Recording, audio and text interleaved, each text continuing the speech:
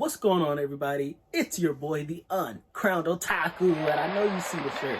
I missed May the 4th be with you day, but I'm here in time for Return of the 5th. I don't have a Sith Lord, but I got the bounty hunter himself, Balao. Anyways, we're here to talk about the latest chapter of Solo Leveling, and this one was unexpected. I was literally talking with my brother the other day about what could potentially happen, and honestly, I didn't see this, but he called it spot on. It ended up being Chairman Hunter Association dude, Go Gun He. I'm pretty sure that's the name. I didn't go double check, but I remember I did a video and I called him Gun He. So I'm pretty sure it's Go Gun He. This man had to have been in his prime. In his prime, right? A national ranked hunter. Because he has a piece of the sovereign in him. The most brilliant piece of luminosity. This luminosity piece was so strong that it was destroying him. And that's why when the Frost Monarch came up, he was like, yo, your medium is broken. Bow, let's fight out. He's pretty much taking advantage. I don't know what kind of beef this Frost Monarch has with whatever sovereign is inhabiting Gun-He's body, but it seems to like span decades back, and this dude was really on site with his beef too. He was like, oh, you think this is a dream? Bow, would it hurt like that? Hey, I'm done talking to you, you mere human. Hey, come out unless you want me to destroy your broken medium. And they gets to wreck it. And it's looking like, the good hands was being thrown. Now, here's the thing with the thing I have with rulers so far. Two of them seem to just be strength types. Whatever's inhabiting Go-Gun He and whatever's inhabiting Thomas Andre, both seem to be pure brute forcers. Now, the only reason I'm not going to say that's all sovereigns is because we saw the dude Christoph Red. He's like a flame guy. So we know some of them can't have magic. The flame guy would have been a perfect counter to the Frost Monarch. Oh, man, I would have loved to see that fight. Too bad he's done now. He'll never come back. He will not be arisen. But yeah, so whatever pieces inhabiting Go-Gun He, again, Go-Gun He is old. And the previous chapter, he mentioned that, his heart's being a little weird. So yeah. If the sovereign uses too much of the power, it's gonna destroy Go-Gun He. But that's okay, because the sovereign has a plan. And honestly, I don't know what team I'm on. Am I on Team Rulers or Team Sovereign? Wait. I keep getting confused. I think they call them Sovereigns and Rulers. But for the other people, they're just Monarchs. I'm going to call them Sovereigns, though. Even though I think they're called Rulers in it now. I'm pretty sure they called them Sovereigns before. But yeah, Sovereigns, the angelic-type creatures. Monarchs, the demon-type creatures that want to destroy the world. That's another thing we did get clarity on. The Monarchs do want to destroy the world, which means Sung Jin-woo is going to have to fight all the Monarchs. He already took out one. He took out the King of Giants. Boom, one Monarch down. However, the Monarch took down two fragments of luminosity, which means two sovereigns down. So now, again, like I was saying, my biggest beef is that the sovereigns just seem to be brute strengths. I need to see more. I need to see more potential.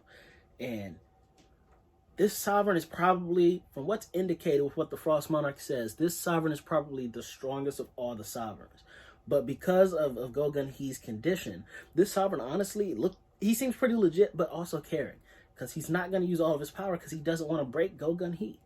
So yeah, he fights to his limit. When he realizes he can't move, boom, he has a plan. He does shoot off like a little fireball or explosion from his fist, but that breaks free that because the office was isolated from the world. Y'all read the chapter. I'm not about to explain this to y'all. Y'all read the chapter. You read it. You just want to know what I thought. So when he shot the thing up, I immediately went, this is a warning. There's no way Sung Jin-woo didn't plant a shadow on Go-Gun He when he's already planted shadows on every S-rank hunter in Korea. No way he didn't do it with Go-Gun He. So now what's going to happen is, so I thought Sung Jin-woo would sense Go-Gun He's life in danger or whatever, or trembling or something from the shadow in him. But instead, the shadow bursts forth and starts running. Ice Elf, Frost Monarch, thinks it's just another creature. It's like, I'll come back and finish you up. That was his mistake. He left the sovereign to go finish off the little messenger ant. When he did, Sung Jin-woo popped out and was like, boom, grabbed the little scythe. And this is how we can kind of know how strong Sung Jin-woo really is. The Frost Monarch, who was handling, granted, a handicapped sovereign, but he was handling him. He is shaking. He is quivering in what I'm assuming to be pure fear. Did you see his face? That's a pure fear face at its finest. Premium. Pure even. Fresh pure. Fresh pure fear for me. And Sung Jin-woo's looking at him, and he has the scythe in one hand, takes his other hand, grabs this dude's neck, yokes him up, and is like, "What are you, an ice elf?" And that's where the chapter ends. Bro, that's where it's gonna end. Great cliffhanger, because we know Sung Jin Woo about to get into that action. And it looks like the Frost Monarch is unable to break Sung Jin Woo's grasp. So if S-rank hunters are here, right? National hunters are here. The monarchs and the rulers should be, sovereigns should be here. Sung Jin Woo might be up here. So I'm interested in seeing how this power scales. This is going to be his first time really fighting a sovereign or a monarch. Because the King of Giants was chained up. Wasn't a real fight. But this dude, this Frost Monarch, he has already claimed that he's conquered his medium. He has full control over whatever ice elf he inhabited. So it'll be Monarch versus Monarch. Interesting to see how it's going to clash. And will this be the true test of Sung Jin Woo's power that I've been looking for the whole time? Because what I wanted for Andre versus Jin Woo to be was a competitive fight, which turned out to be a one-sided stomp. I really want to see a competitive fight with Jin Woo. The last time we saw that was him against the Architect. And that was still because the Architect pretty much canceled out all of Sung Jin Woo's powers, and it was straight fisticuffs. So yeah, I'm looking forward to it. And another interesting fact we did get to realize here is the monarchs are doing the same thing the sovereigns are doing. They inhabit a body. But what makes me realize the sovereigns aren't that evil is that the sovereigns give their powers to the person they're inhabiting and kind of stay low-key. They stay in the back. They don't do much. They chill. The monarchs take over the body and forcibly, like, bring your will down, put you into submission, and they become the host of your body. That's their body now. What you grew up with now belongs to them. The Shadow Monarch was pretty cool about it. I don't know what swayed him to change, but the Shadow Monarch did not take over Jin Woo's body. And the reason because that and I talk to my brother about this all the time. The reason this didn't happen is because Jin Woo cleared the quest that needed to be cleared. Jin Woo proved himself to the Shadow Monarch, proved himself worthy of using all of the Monarch's potential. If he couldn't use all the Shadow Monarch's potential, he would have just took him out.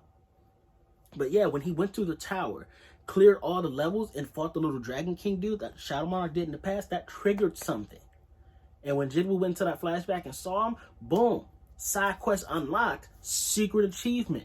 You get all my powers. That's exactly what happened. He proved himself worthy of potentially actually being the next Shadow Monarch.